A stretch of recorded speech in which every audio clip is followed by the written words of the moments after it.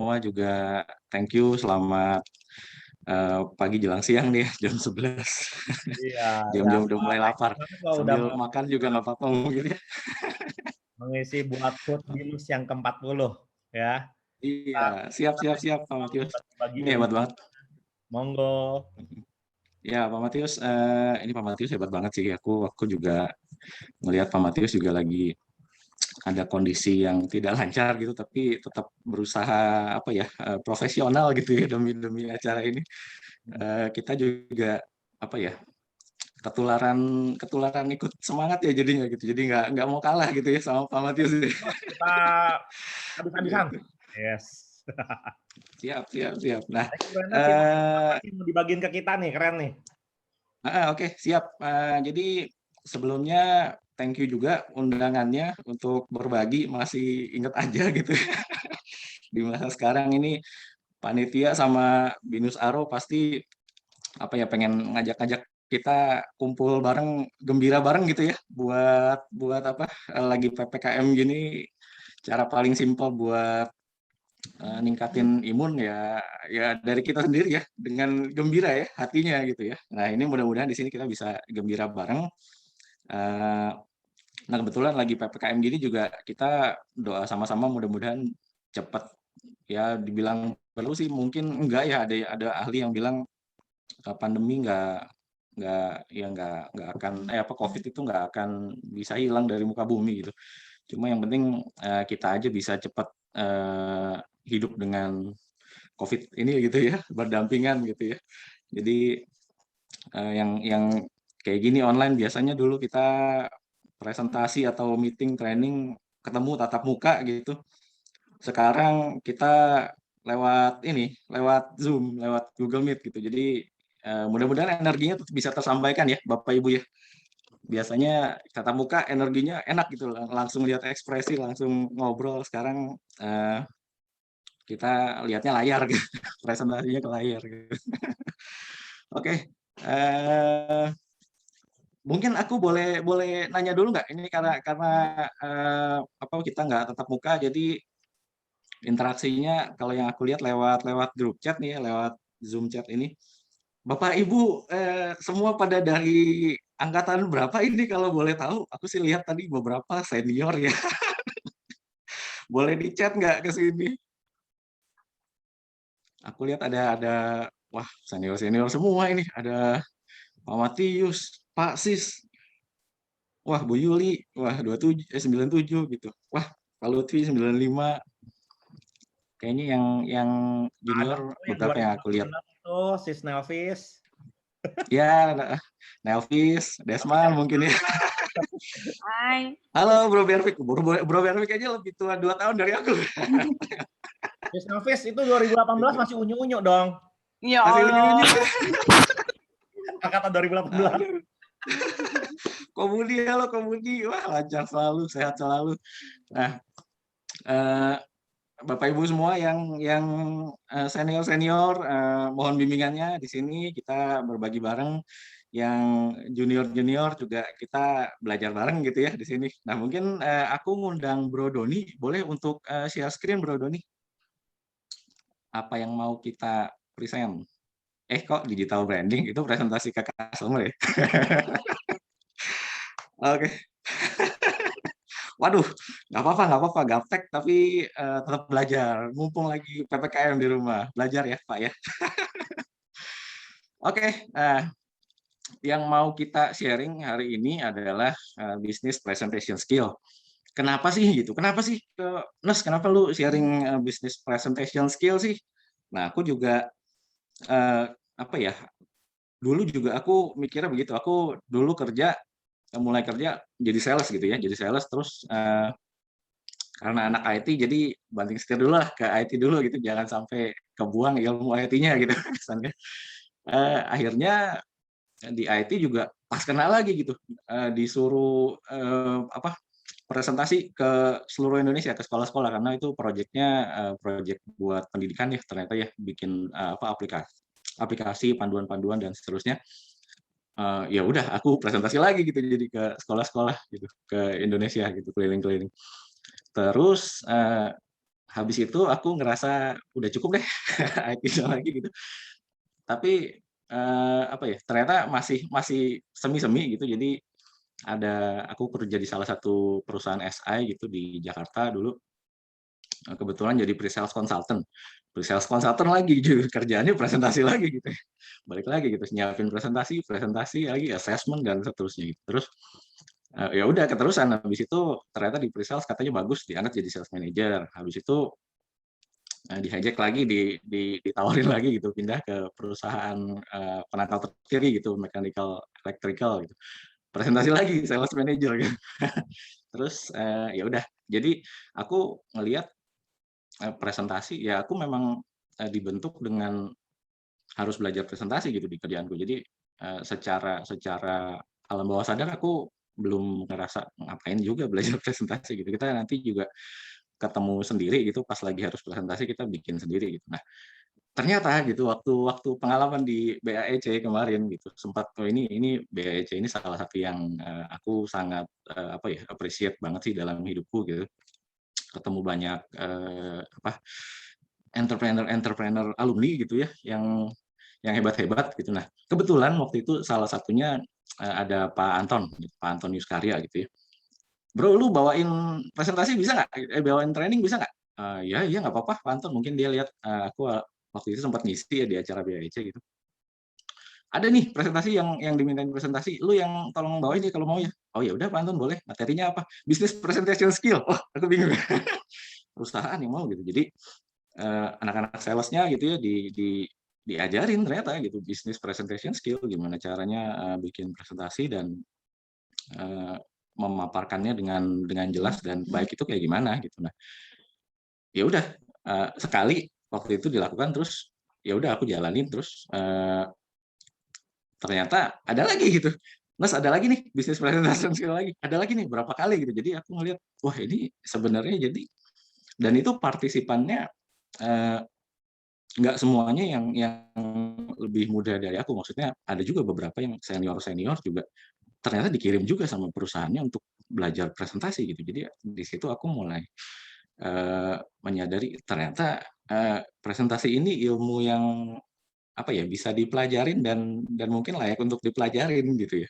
Karena tidak tidak tidak sedikit dari sisi hidup kita ya, entah itu bisnis, entah itu mau ngebujuk orang, entah itu mau nyari investor gitu ya, harus presentasi gitu kan sekarang ternyata gitu. Nah makanya kenapa aku mulai sekarang kalau ada materi apa ya, Nas, tolong bantu ngisi dong. Ya udah, materinya apa? Belum ada, dari lu aja deh. Business presentation skill boleh nggak kalau ya? Jadi aku mulai kebiasa untuk ngisi business presentation skill. Oke, mungkin itu aja pembukanya. Next, Bro Doni, silakan. Nah, agendanya sekarang mungkin ini kita pampatkan aja. Jadi biasa kalau kalau ini materinya sebenarnya materi buat setengah hari gitu, setengah hari sampai 1 hari kadang-kadang kalau aku bisa panjang-panjangin. Cuma ini karena 1 jam kita bikin compact aja ya, Bapak Ibu ya semuanya. Nanti kalau ada yang kurang jelas langsung ditanya aja, nggak apa-apa. Nah, agendanya kita bagi 3 bagian besar. Yang pertama, bedanya presentasi sama conversation. Yang kedua, prepare your presentation, jadi nyiapin presentasi. Yang ketiga, deliver your speech atau presentation. Oke, next, Bro Doni, thank you. Next lagi, difference between presentation and conversation. Nah, punya ide itu oke. Next lagi pada Bro Doni. Nah, belum dibuka. Punya ide itu oke. Tapi lebih oke lagi kalau kita bisa jual idenya gitu dan mengeksekusi idenya gitu kan. Jadi kalau sebatas punya ide itu ya oke gitu, tapi next step-nya apa gitu. Bisa jual nggak, bisa eksekusi nggak gitu. Karena aku juga wah sama partnerku sama Bro Doni banyak tuh ide dari dulu. Don bikin aplikasi ini yuk buat kayak apa masak-memasak yang ibu-ibu di rumah gitu ya misalkan. Bisa nunjukin hasil masakannya, kalau banyak yang like, tertarik untuk beli, bisa dijual gitu misalkan. Nah, kita jadi platform penengahnya. Kita ternyata terlalu sibuk gitu dengan kerjaan kita yang lain, yang itu nggak kepegang. Ada ternyata anaknya Pak Jokowi gitu ya, dia bikin Madang namanya. Nah, tapi aku nggak tahu itu kurang jalan sih ya, tapi ya nggak tahu juga sih kenapanya, aku juga kurang ngerti. Tapi ya itu, punya ide nggak dieksekusi, nggak dijalanin, dan nggak kita jual gitu ya, ya akhirnya sebatas ya omongan aku dan Bro Doni aja gitu di tempat makan gitu. Akhirnya ya sebatas itu aja. Jadi punya ide itu oke, tapi lebih oke kalau bisa jual ide. Next, Bro Doni. Dan ternyata gitu ya, menurut penelitian dari US gitu, ini datanya aku ambil dari US. Nah, ketakutan manusia yang salah satunya yang terbesar, justru yang kalau data ini kita lihat nomor satu adalah public speaking. Jadi nomor duanya ketinggian gitu ya. Tapi manusia tuh lebih takut sama kalau disuruh public speaking gitu. Nah, oke, next bro. Ini fakta yang agak lucu gitu. Nah, menjadi pembicara apakah ditentukan oleh faktor bakat? Pak Budi bisa lihat, Pak Budi bisa lihat slide-nya nggak? Slide-nya bisa kelihatan nggak? Kelihatan. Menjadi Kelihatan ya? pembicara. Oke, oke. Oke, Kak Budi mungkin ini ya, geser kanan.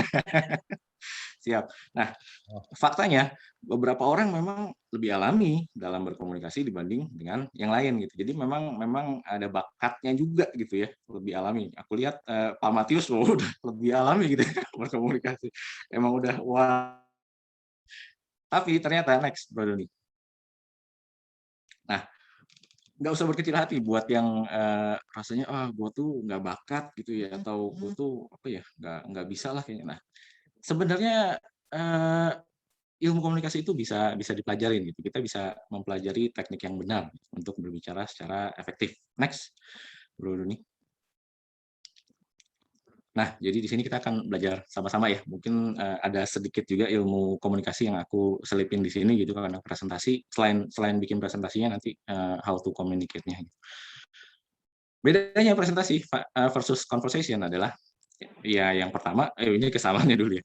Kesamaannya adalah sama-sama punya tujuan. Tujuannya bisa memberi informasi, bisa mempersuasi atau membujuk atau mengarahkan orang untuk atau sekelompok orang untuk ke arah sesuatu atau melakukan yang kita inginkan gitu ya, mempersuade. Yang ketiga untuk menghibur. Gitu. Oke, next Bro. Nah, dibandingkan conversation, presentation itu bedanya dia lebih terstruktur. Jadi kayak gini nih, kita lebih terstruktur, ada batas waktunya 1 jam gitu, bebas interupsi. Jadi kita, aku misalkan pembicara, aku yang dikasih kesempatan ngomong gitu, yang lain dengerin ya gitu, misalnya bebas interupsi. Gitu. Lalu informasi juga well organized. Gitu. Sebelum kita masuk ke sini gitu, teman-teman juga tadi yang pertama Pak Matius, Pak Alex juga udah prepare gitu informasinya buat disajikan gitu ke audiens gitu ya. Next, Bro Doni. Nah, presentasi juga lebih bersifat formal gitu. Jadi pendengar tidak menyampaikan banyak-banyak reaksi gitu ya. Sesekali aja kayak tadi interaksinya, terus tata bahasa dan kata-kata juga diperlukan untuk efek terbaik. Gitu. Makanya aku nanya audiens tadi, Bapak Ibu umurnya pada berapa gitu ya. Jadi aku juga bisa menata kata-kata pengantarku. Oke, next, Bro Doni. Cara penyampaiannya juga beda. Kalau conversation dibandingkan conversation ya, kita harus di presentasi itu harus agak lebih keras ya, lebih energinya keluar gitu, biar biar tersampaikan gitu. Terus pembicara juga nggak apa ya, menghindari fillers itu, sesuai materi aja. Terus nggak ngalor ngidul maksudnya ya. Terus lebih formal juga kalau dibandingkan dengan conversation yang dua arah gitu ya. Oke, next Bro Doni. Nah, sekarang kita masuk ke bagian selanjutnya, preparing your presentation. Jadi, sebelumnya kita harus tentuin tujuannya dulu. Tujuannya mau apa nih kita presentasi gitu. Apakah mau analisa atau pengumpulan ide gitu. Terus atau mau presentasi draft produk, mock-up atau apa. Atau mau approval untuk proposal gitu. Kita mau propose something ke klien atau ke bos, ke atasan gitu. Lalu atau kalau ada prosedur baru gitu ya ke bawahan gitu dari kita manajemen misalkan, nah kita bikin paparannya dulu atau mau memperkenalkan solusi dan jasa kita. Next, Bro Doni. Nah, pertama setelah kita mengenali audiens, kita harus tentukan kata-kata atau poin-poinnya yang kira-kira audiens gua ini tertariknya sama kalimat-kalimat seperti apa ya, kata-kata seperti apa ya. Nah, ini mungkin agak ngawang, tapi nanti di akhir aku kasih lihat contohnya ya, contoh presentation-nya. Jadi kita harus identify right points-nya. Next dulu, Bro Doni. Nah, jadi topik research, jadi kita harus memaintain attention sama interest-nya dari si audience, karena nanti di slide berikutnya kita bahas kalau attention dan interest itu bisa naik turun gitu ya, karena kita nggak tahu apa yang ada di pikiran si audience sebenarnya. Yang pertama, fokuskan terus kata-kata yang relevan, terus minat audiens kita harus liatin terus. Nah, ini agak susah karena lewat Zoom ini kita nggak bisa memantau nih gitu loh, audiens kita nih lagi ngapain, lagi mikirin apa gitu, agak susah gitu ya. Tapi nggak apa-apa, nanti ini ilmunya mudah-mudahan setelah nanti pandemi selesai bisa tatap muka lagi, bisa berlaku lagi. Nah, yang ketiga kita harus memastikan informasi diserap secara maksimal gitu, bisa nanti lewat Q&A atau kita nanya-nanya interaktif gitu. Kita pengen tahu audiens kita itu nangkep atau enggak sih gitu sebenarnya. Oke, next Bro Deni, next dulu. Nah, ini cara-cara buat meyakinkan audiens. Jadi pertama bisa pakai personal experience. Personal experience itu ceritakan pengalaman relevan gitu ya, success story, terus failure story buat apa kayak gimana, terus kita juga kalau bisa seimbangkan, jangan suksesnya melulu. Kalau kita lagi misalkan presentasi produk gitu atau mau jualan ke customer gitu, kita harus seimbangkan, jangan produk kita tuh ya success story-nya terus yang dibahas. Ini kita udah printer ini kita udah taruh di sini, jalan sekarang mereka lebih efisien, cost efisiensi semuanya tercapai. Pokoknya wah itu angin surga gitu. Nah, lebih baik kalau kita seimbangkan juga gitu. Memang dari sisi ini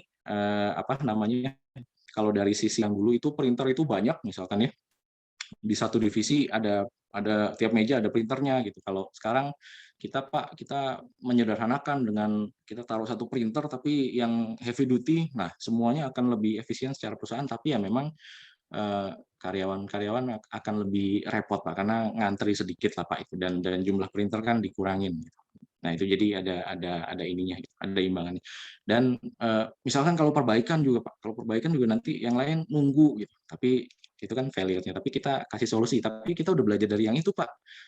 Sekarang kita kasih backup unit satu. Jadi kalau itu rusak, kita taruh dulu yang ini kita betulin. Nah, itu jadi kita seimbangkan gitu ya. Oke. Next. Yang kedua dengan analogi. Analogi itu aku kemarin baru lihat, aku kan ya lagi PPKM ya, sekarang kerjaannya jadi kalau habis meeting mantau berita gitu. Nah, aku kebetulan kemarin lihat Pak Luhut sih, Pak Luhut kemarin dia memaparkan, dia ngejawab PPKM kayaknya isunya diperpanjang ya Pak, gimana terus dia jawabnya diplomatis ya, sesuatu itu kita juga punya tim gitu, punya orang-orang kita yang bisa melihat sesuatu kan itu harus kita pantau ya, bisa sesuatu dibengkokkan itu bisa dibengkokkan seberapa jauh gitu. Kalau terlalu bengkok maka itu bisa patah. Nah, itu analogi yang dipakai gitu buat kita meyakinkan audiens. Pak Luhut lagi berusaha meyakinkan kita gitu sebenarnya. Ini PPKM diperpanjang nggak sih? Aman nggak sih gitu? Dia berusaha meyakinkan kalau pemerintah tuh mikirin juga sebenarnya gitu kan. Kalau dia kalau kita mau telaah lebih lanjut dari omongan analoginya Pak Luhut kemarin gitu, kalau aku baca sekilas ya. Oke, itu pakai analogi. Next.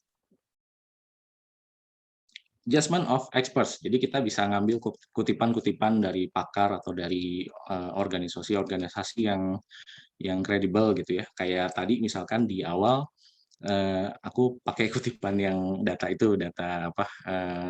human fear gitu ya, top human fear gitu, yang nomor satunya public speaking gitu. Jadi kita bisa pakai itu juga gitu. Jadi kalau Bapak Ibu bingung gitu buat mengawali presentasi, gue harus meyakinkannya gimana ya? Ya paling simpel, cari di Google yang sesuai sama correlate sama topik kita gitu, terus relevan sama orang-orangnya, ambil aja datanya sesuai. Yang penting kita masukin ininya, disadur dari mana gitu ya, sumbernya dari mana.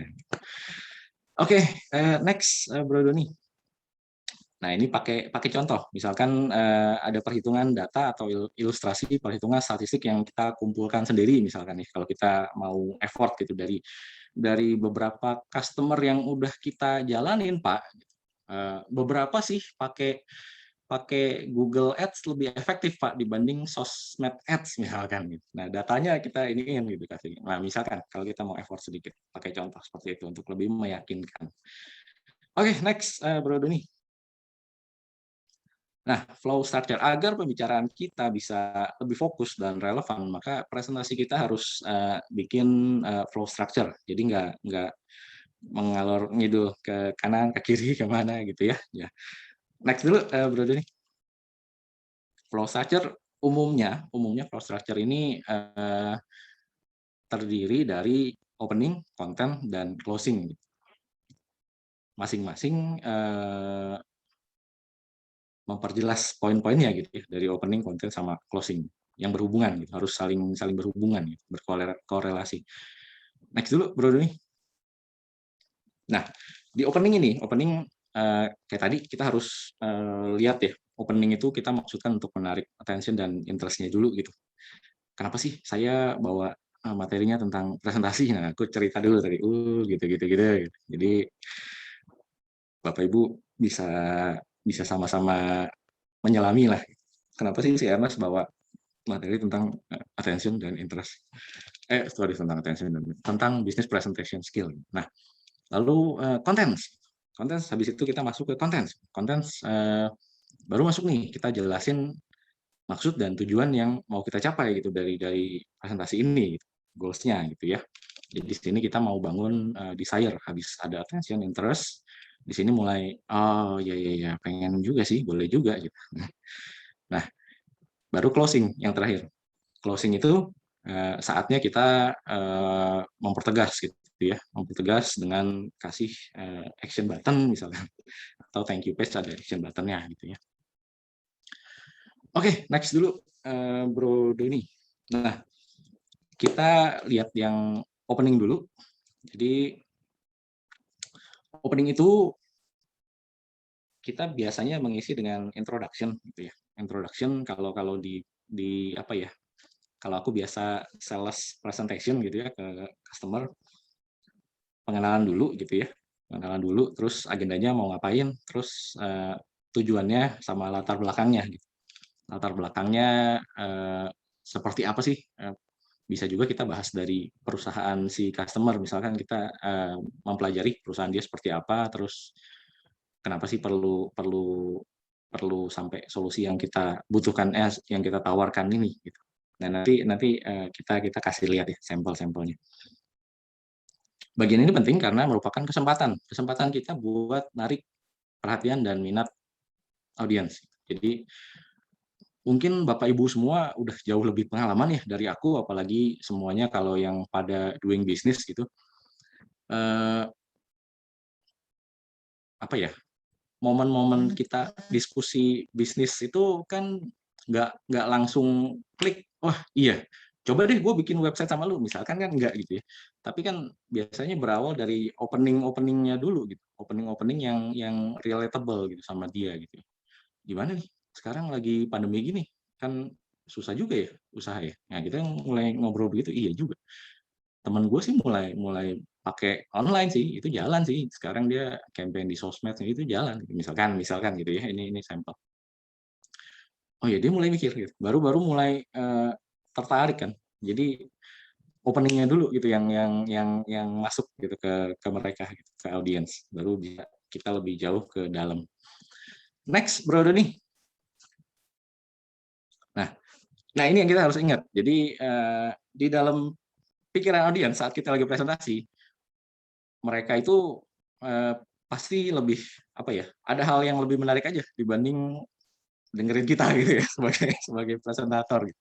Ada yang mikirin, aduh gue lagi mau makan KFC nih, lagi mau apa nih hari ini, nanti sore mau nonton apa gitu. Gitu. Jadi pikiran itu audiens cenderung seperti itu dan itu memang wajar gitu. Jadi gimana kita bisa menangkap itu dan berusaha seinteraktif mungkin. Next dulu Bro Doni. Nah, the right opener gitu. Jadi memulai dengan opener yang sesuai dengan kepribadian dan topik. Jadi kita membuktikan pada audiens bahwa kita menghargai dan menghormati mereka gitu, dan kita menghormati dengan membuat presentasi yang relevan, menarik dan profesional buat mereka gitu. Oke, next. Nah, ini ada caranya. Caranya juga itu yang aku bilang tadi. Kita berusaha untuk leveling, menyamakan frekuensi dengan siapa yang kita ajak ngobrol dengan audiens kita. Gitu. Kalau audiens kita misalkan anak-anak muda-muda gitu ya, atau bukan anak-anak muda-muda ya, misalkan mahasiswa lah gitu.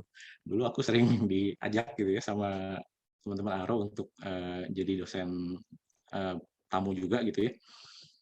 Bahasanya lain gitu, nggak seperti ini. Misalkan bahasanya lebih ke apa ya, lebih ke teman-teman siapa yang mau mulai entrepreneurship bisnis gitu ya. Kita nganternya ke situ dulu gitu, ke bahasa mereka dulu.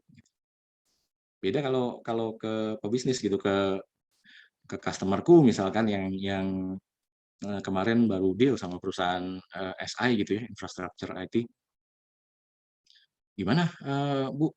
Sekarang perkembangannya gimana? Sekarang perkembangan IT-nya kena PPKM ngaruh nggak gitu? Iya nih Pak, sekarang mulai apa ya?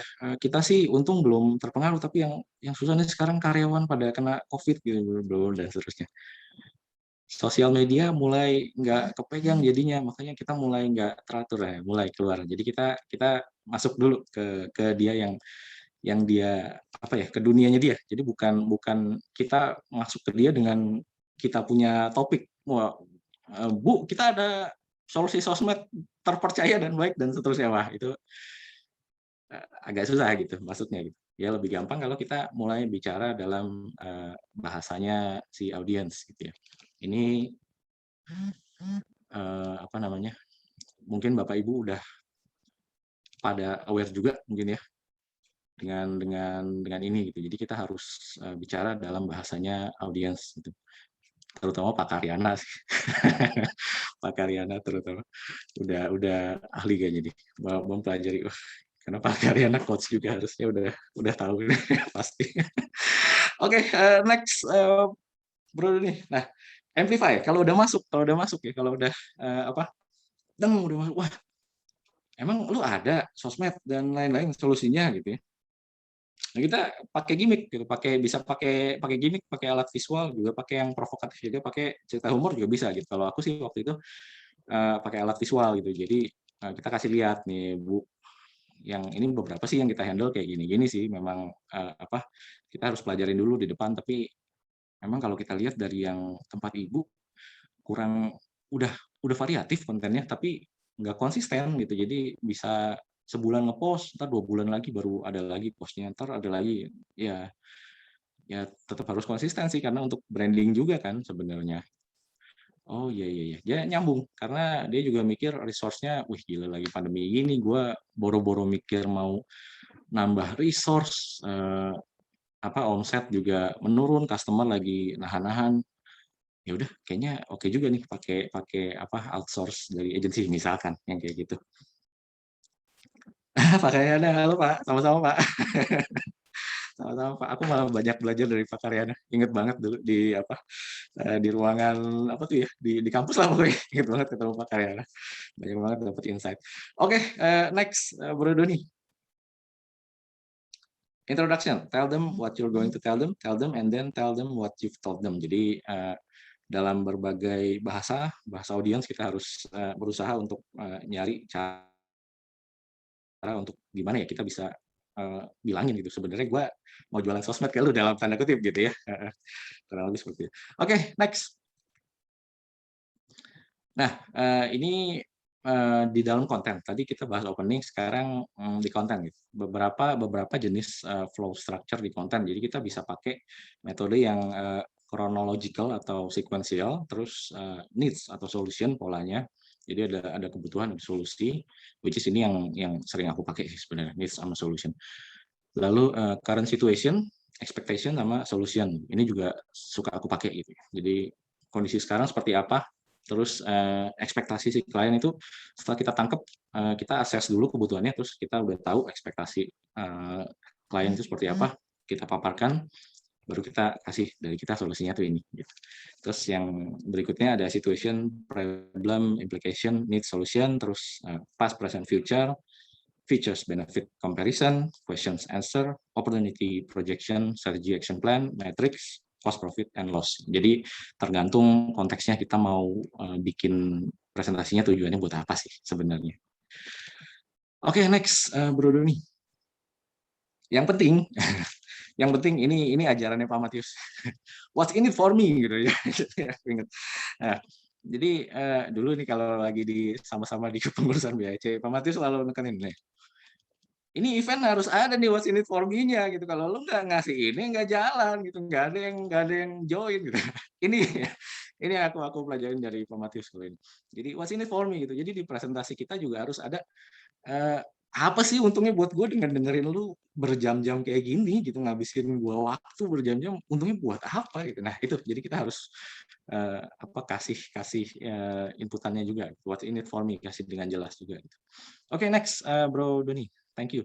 Nah, presentasi yang elegan adalah di mana poin kuncinya kita buat sesingkat mungkin, penyampaiannya juga cukup kuat dan jelas, dan informasi yang disampaikan jelas gitu, dan audiens bisa nangkep gitu. Jadi sesimpel mungkin, jangan dibikin bahasa yang kecuali kalau audiensnya misalkan anak IT ya, programmer gitu. Jadi kalau ini customerku sih, aku cerita customerku, jadi presentasi dia karena kita kan handle sosial medianya gitu. Jadi kalau bagiin presentasi, kita mau bikin workshop nih tentang API management gitu. Bahasanya API management adalah ini, manajemen wah pentingnya ini. Wah, itu bahasa IT semua. Tapi memang audiensnya orang IT buat dia gitu. Jadi kita juga sempat nanya waktu ini audiens lu siapa nih? Memang orang IT yang udah aware sama istilah IT. Oh ya sudah nggak apa-apa gitu. Jadi bahasanya juga yang penting dapat ditangkap sama audiensnya, which is orang IT.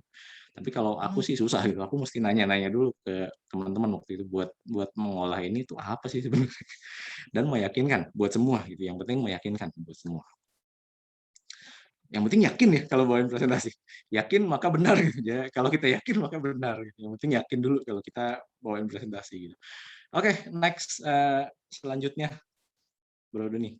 Nah, ini kalau closing. Closing nanti tadi konten udah, opening udah, konten udah, closingnya bisa kita tutup dengan action dan schedule. Misalkan kalau ada kebijakan baru atau apa gitu ya, action dan schedule, atau misalkan ada aplikasi baru gitu. Nah, actionnya, development-nya berapa lama, terus kapan kita mulai action, terus schedule-nya habis habis development, terus kita ngapain nih, serah terima, terus apa lagi gitu. Nah, implementasinya berapa lama, nah itu action dan schedule untuk closing. Terus untuk follow up juga bisa gitu. Untuk follow up biasanya kita kasih what's next gitu aja di presentasi. Jadi kita bisa follow up gitu ya. Lalu rekomendasi juga bisa kita jadiin penutup. Rekomendasi kita based on ini adalah ABC gitu, agency recommendation biasanya kita suka tulis. Lalu kesimpulan gitu, bisa juga kesimpulan. Kesimpulannya key point take away dari data ini adalah ABC dan seterusnya. Gitu. Jadi bisa dipakai juga kesimpulan buat closing. Lalu pengalaman dan referensi. Ini yang paling banyak dipakai. Aku lihat teman-temanku ya banyak yang pakai ini juga kalau suka dikasih lihat presentasi mereka gitu ya, our portfolio, testimoni gitu ya, dan lain-lain dan seterusnya. Oke, next, Bro Doni.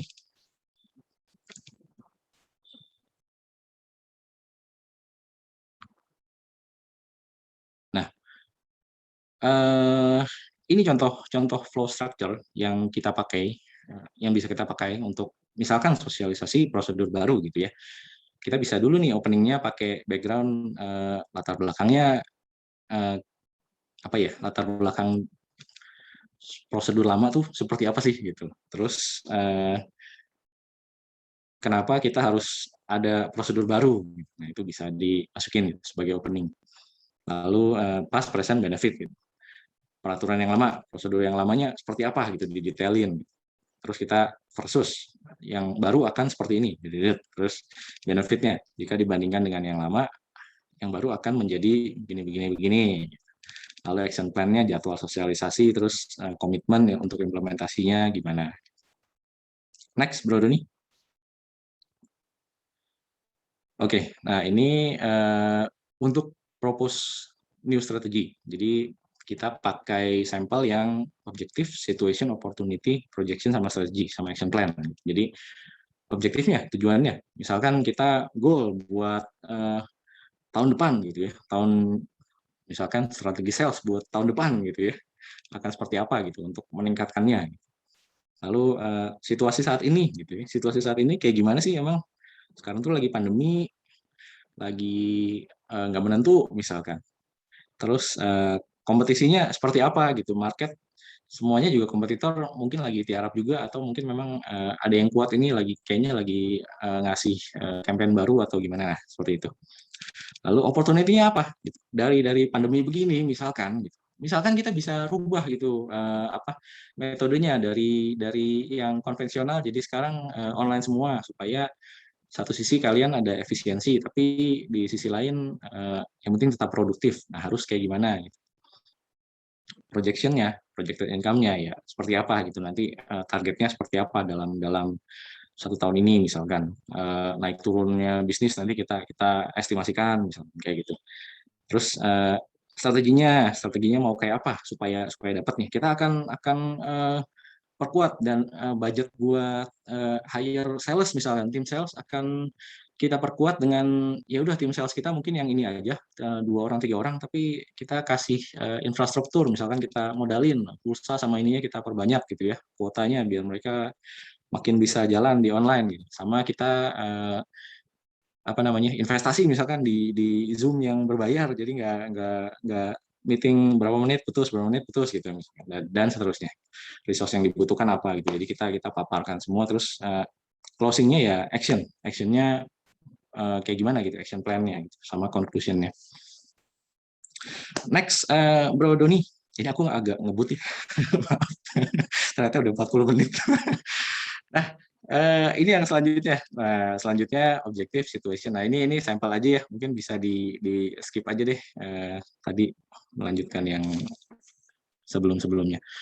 Di skip aja, Bro Doni. Nah, tools media gitu. Jadi tools dan media ini sebenarnya kalau di kehidupan yang dulu gitu ya, sebelum pandemi ya ini ya kita bisa imaging, flip chart, projector gitu, whiteboard dan seterusnya gitu. Kalau sekarang tools medianya ya ini laptop, Zoom gitu ya, Bapak Ibu ya. Jadi ya kita menyesuaikan lah dengan perkembangan zaman. Next, perkembangan zaman dan update situasi sebenarnya. Nah, ini juga audience base-nya kalau kalau misalkan di offline, di tatap muka gitu, last group meeting, theater style. Next lagi, Bro Doni nggak apa-apa, ini bisa di skip aja. Nah, ini classroom style, kalau di kelas ada meja, ada ini, terus ada U style, next lagi, nah ini chevron style, next lagi Bro Doni. Nah, sekarang kita masuk ke analyzing audience gitu, step pertama. Jadi sebelum kita tadi kan udah kita mulai how to prepare-nya gitu. Sekarang kita coba apa ya, how to deliver ya sebenarnya. Nah, boleh di next Bro Doni. Nah, mulailah pertanyaan.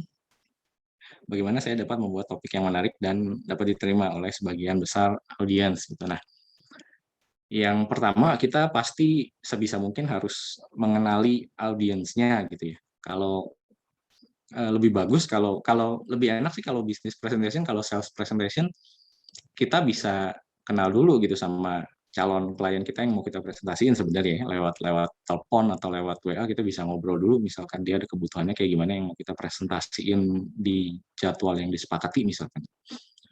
Cuma kalau lagi seminar kayak gini atau lagi apa namanya, lagi workshop, kita kan susah ya sebenarnya, yang sebatas yang bisa kita tahu adalah kita nanya ke panitia gitu. Nanti audiens kita bakal kayak apa sih? Nah, yang datang siapa-siapa aja gitu. Mungkin boleh di next dulu, Bro Doni. Nah, next lagi. Nah, jadi yang biasa aku lakukan adalah sebelum sebelum presentasi, sebelum sesi aku datang lebih awal gitu. Datang lebih awal untuk lihat gitu, audiensnya siapa aja nih. lebih enak. Dulu kalau tatap muka bisa bisa apa, kita bisa ngukur yang datang, oh ini kira-kira minimal dari umurnya gitu. Setelah kita lihat dari umurnya, biasanya aku akan approach beberapa gitu. Approach beberapa di luar sesi untuk ngobrol dulu, nanya-nanya, ngobrol, gimana Pak, ini bisnis dari mana, tukar kartu nama gitu ya kalau dulu. Minimal kita pengen tahu levelnya apa gitu. Setelah kita tahu gendernya, terus usianya, range-nya kira-kira berapa, minimal kita pengen tahu levelnya apa gitu. Jadi kita bisa apa ya, ngukur, oh nanti yang bakal kita presentasiin, yang bakal jadi audiens kita beberapa menit ke depan adalah yang seperti ini gitu. Nah dari situ baru apa ya, secara instan gitu ya, terus baru mikir, oh berarti gue harus pakai bahasa yang kayak gini misalkan. Jadi kita menyesuaikan secara instan dari situ gitu. Biasanya aku seperti itu. Nah, ya itu, jadi aku nanyain ke diri sendiri, ini tuh yang relevan buat audiens yang sekarang ini kayak apa ya bahasa pengantarnya gitu ya. Oke, next, Bro Doni.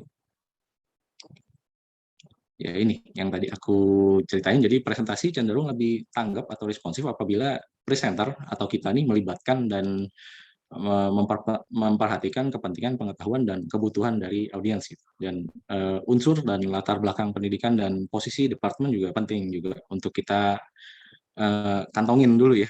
Makin banyak yang bisa kita kantongin, makin bagus sebetulnya. Jadi kita bisa apa ya, tidak berperang dalam gelap, wah istilahnya kayak gitu. Jadi bukan kita ditaruh di satu panggung, tek, terus wah panggungnya gelap, kita nggak tahu deh. Pokoknya yang di mata gua isinya bisa ini ya apa, isinya pokoknya yang kelihatan cuma presentasinya aja gitu misalkan. Bu Yuli, kalau sudah pengalaman memang bisa secara instan on the spot. Nah, kalau pemula gimana caranya mempersiapkan diri dan sebelumnya?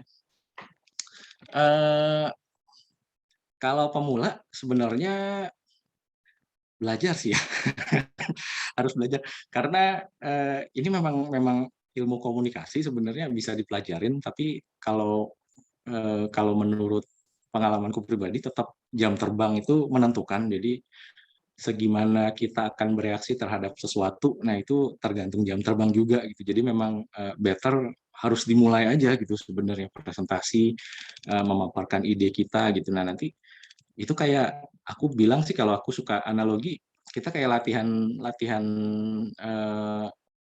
aku ikut karate sama Bro Doni ya. Jadi latihan kumite di karate itu ada kumite itu berantem lah, gebuk-gebukan gitu ya. Lebih cepat kalau latihannya itu ada partner gitu, berdua. Jadi saat kita nonjok, dia nonjok balik gitu. Terus kita tahu saat kita nonjok berarti kebuka gitu, pertahanannya misalkan. Jadi itu yang bikin kita lebih cepat dibanding kita latihan sendiri, nonjok angin, terus begitu kena yang real, ketemu orang asli juga kita tetap perlu penyesuaian lagi gitu. Jadi sensor motoriknya, waduh ini aku keren banget sensor motoriknya belum kebiasa gitu. Jadi neuronnya belum kehubung, itu istilahnya kalau si Carol Dweck atau siapa ya yang bilang kalau bukan Carol Dweck kayaknya. Neuron itu kan harus dikasih makan terus sama dikasih data baru gitu. Jadi dia kehubungnya. Otomatis kita kayak bisa ngambil sendiri gitu. Kita harus react seperti apa, bereaksi seperti apa. Nah, jadi awal-awal akan keringetan dingin dulu. Oh, betul, Bu Yuli. Keringetan dingin mah selalu, yakin. Aku aja tadi keringetan dingin pas mau mulai ini sebenarnya gitu. Tapi bedanya kalau udah biasa, habis itu udah mulai kita udah mulai opening gitu ya, 1 menit 2 menit, udah kayak gini, kita ngobrol fluid aja gitu, lancar aja gitu. Tapi memang kalau dulu aku masih baru juga sama Bu Yuli. Apalagi dulu aku umur berapa itu ya? Masih umur 24, 25 mungkin. Dikirim tiba-tiba, belum pernah naik pesawat, belum pernah apa, kasihan banget. Tiba-tiba, Nes, lu ke Balikpapan ya, ada 5 sekolah harus dipresentasiin.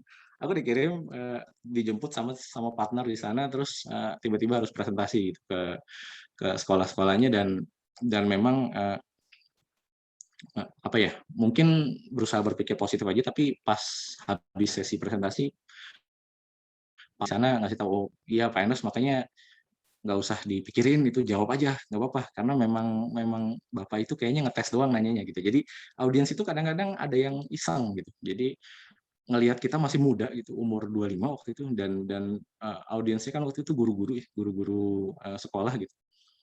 Mereka kan lebih senior-senior dari kita gitu, apalagi guru IT, guru matematika segala, eee, mau ngetes gitu. Nah, kadang-kadang ada yang kayak gitu juga. Jadi, ya kita keringet dingin ya iya, tapi, kadang-kadang nggak usah terlalu dipikirin, Bu Yuli.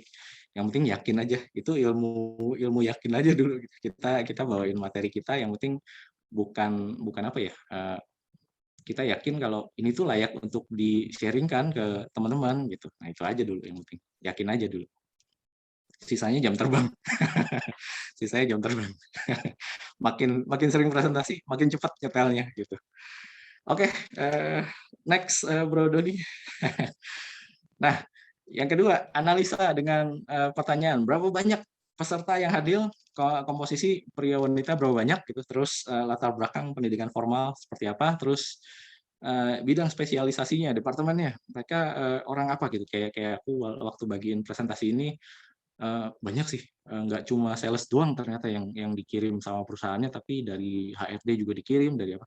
Karena mereka, mikirnya presentasi itu sebenarnya nggak cuma buat dari kita ke customer gitu, tapi dari atasan ke bawahan juga tetap perlu ilmu presentasi, gimana, atasan mau mempersuade kalau dari manajemen, udah ngasih ngasih satu planning gitu ya atau SOP baru ke manajer gitu. Nah, manajernya dituntut untuk bisa memaparkan dengan baik ke bawahannya, supaya bawahannya itu, eee, bisa ngikutin gitu, mau ngikutin dengan apa ya, dengan persuasi itu tadi.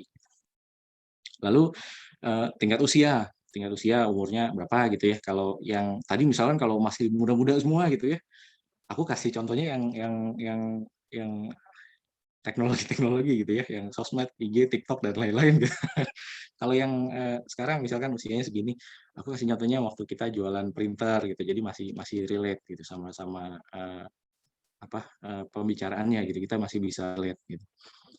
Terus, pendapat, perilaku, attitudes mengenai attitude audience mengenai topik yang akan dibawakan. Nah, ini biasanya kita bisa bisa apa ya, sambil sesi ngobrol di awal, biasanya sih 15 menit, 10 menit di awal, kan, audiens baru pada masuk tuh, masih pada duduk-duduk.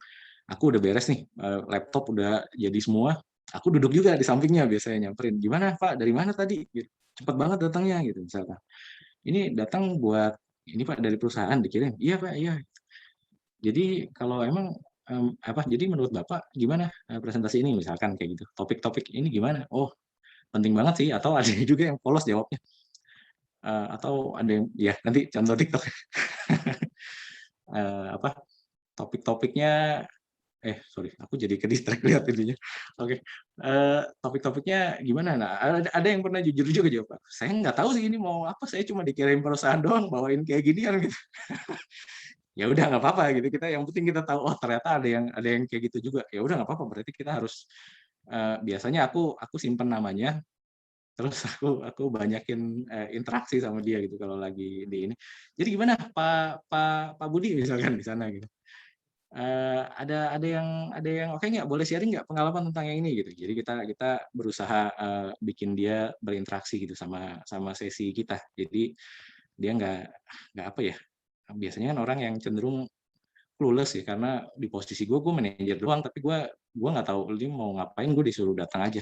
Suka ada yang kayak gitu juga. Jadi, biar dia bisa bisa perhatiannya teralihkan gitu, tanda kutip, "Dengerin gue ya," gitu, tanda kutip kayak gitu, kurang lebih.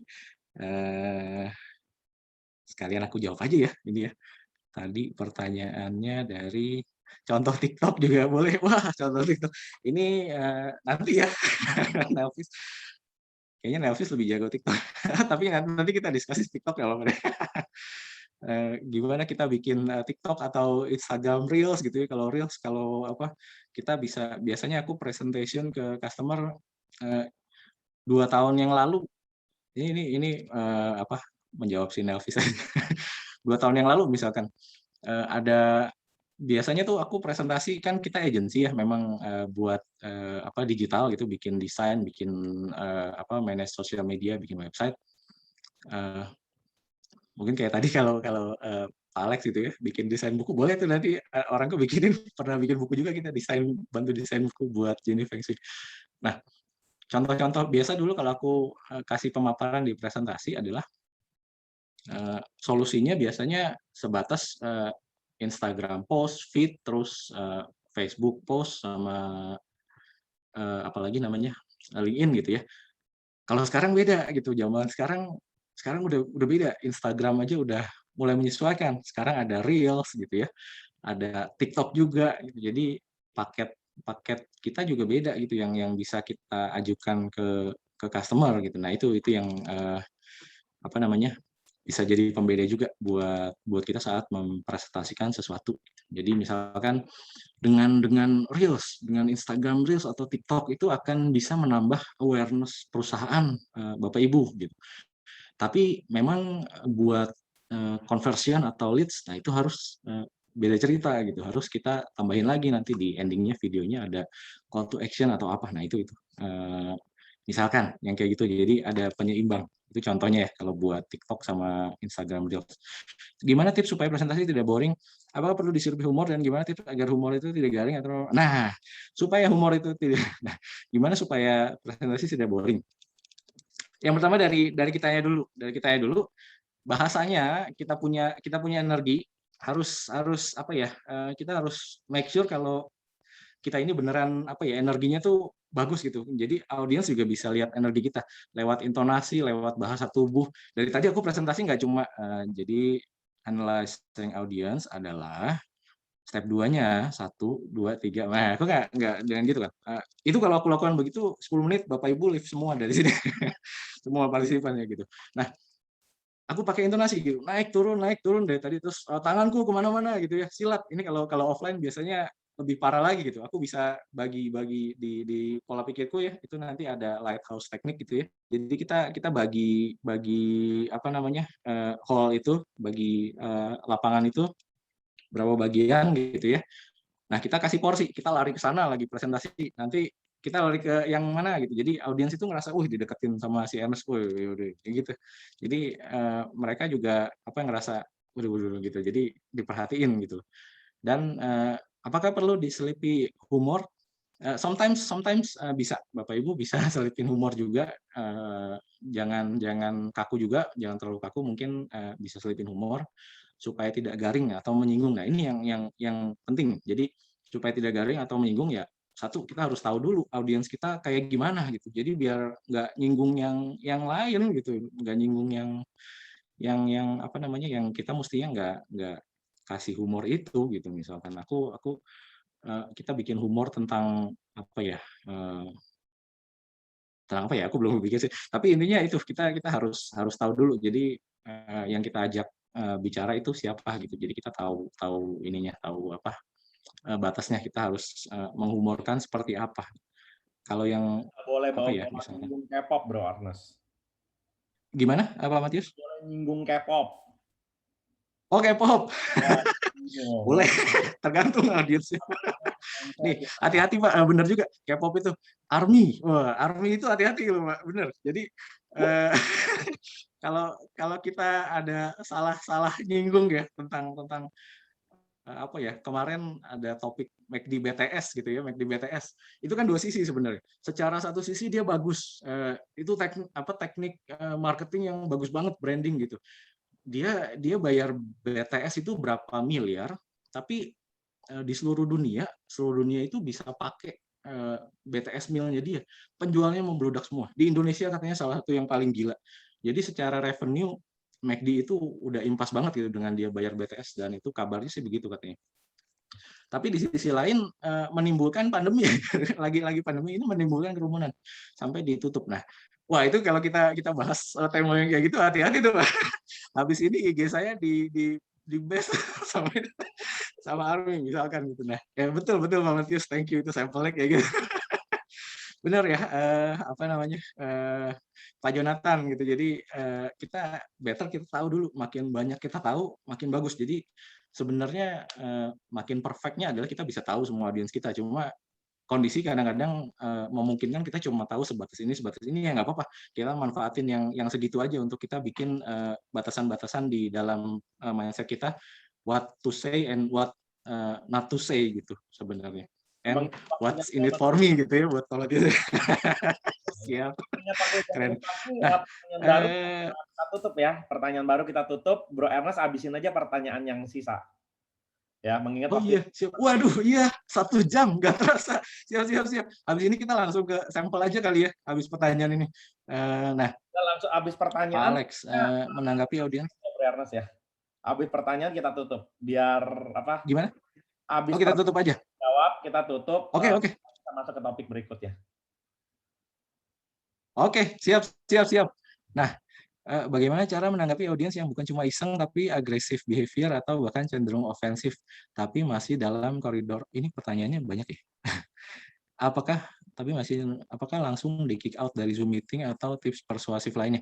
Oh, gini aja, Pak.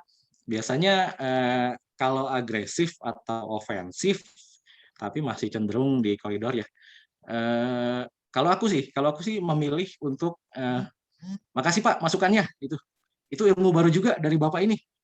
Bapak-bapak yang lain gimana? Setuju nggak dengan ilmu ini? Diadu Pak. Ngobrol jadinya di situ. Kita nengahin, moderator, gitu Pak jadinya. Ya, kurang lebih biasa pengalamanku seperti itu. Itu Next, Bro selain Ernest. humor, selipkan door. Ya, siap Pak Alex. Main Selain tai chi humor, jadi siapkan. jawabannya ya. Ya, betul. Kurang lebih kayak gitu. Jadi, tai chi tapi halus Pak. Jadi, Oke deh. thank you Pak masukannya. Thank you. Bapak-bapak, ibu-ibu yang lain gimana pendapat si Pak A gitu ya misalkan, setuju nggak gitu? Oh enggak Pak, gini menurut saya sih ini saya setuju sama Pak Ernest. Udah kita nengahin Pak gitu, kita di tengah.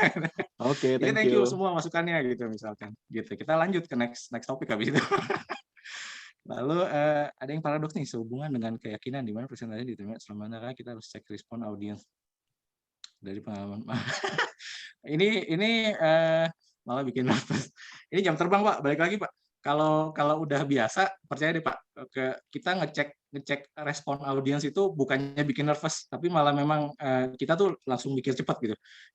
Wah ini gawat nih, si ini nggak masuk nih. Gitu. Next gue harus lebih banyakin ke sini deh, misalkan. Gitu. Jadi jam terbang sih Pak yang penting. Tapi kalau kita nggak yakin, jam terbang kita nggak akan nambah-nambah. Nah itu ininya Pak. Maju dulu aja Pak, yakin gitu. Oke, mungkin udah itu aja ya. Ya. Oh iya udah, reminder kok Oke, siap. Sudah jam 2. Oke. Mungkin itu sih. Mungkin itu sama terakhir sekilas DISC. Nah, mungkin pakai DISC bisa apa namanya? Salah satu juga ya kita belajar DISC tapi ya nantilah itu. Oke, mungkin itu aja dari aku buat Bapak Ibu sekalian. Mudah-mudahan ada take out yang bisa diambil. Thank you banget Pak Matius, thank you Pak Sis dan teman-teman Aro semua, thank you banget. Ya, thank you sekali lagi Bro Ernest. Ini waduh, ini luar biasa nih, materinya benar-benar daging semua ya. Thank you banget Bro Ernest ya, kita dapat banyak. Biasa berbayar Pak. Silakan yang mau bilang ada di. Just kidding. Thank you Pak. Terakhir Pak dari Bro Tio, boleh nggak materinya di-share Pak? Sebenarnya gini teman-teman, sebenarnya acara kita direkam, di recording, nanti akan muncul di YouTube channelnya Binus Alumni juga. Jadi kalau yang tadi ada yang terlewat segala macam, materinya tuh nanti muncul tuh di Binus Alumni ya. Tapi terlepas dari itu kalau PowerPoint-nya misalnya Bro Ernest bersedia ngasih, ya terserah Bro Ernest sih, gimana tuh? Boleh, nggak apa-apa, dengan senang hati. Nanti kirim nomor WA aja kali ya, Pak ya, di grup ya. Ya. Boleh. Thank you banget Bro Ernest. Boleh, dengan senang hati. Siap. Ya, sekali lagi Bro Ernest, thank you atas presentasinya ya.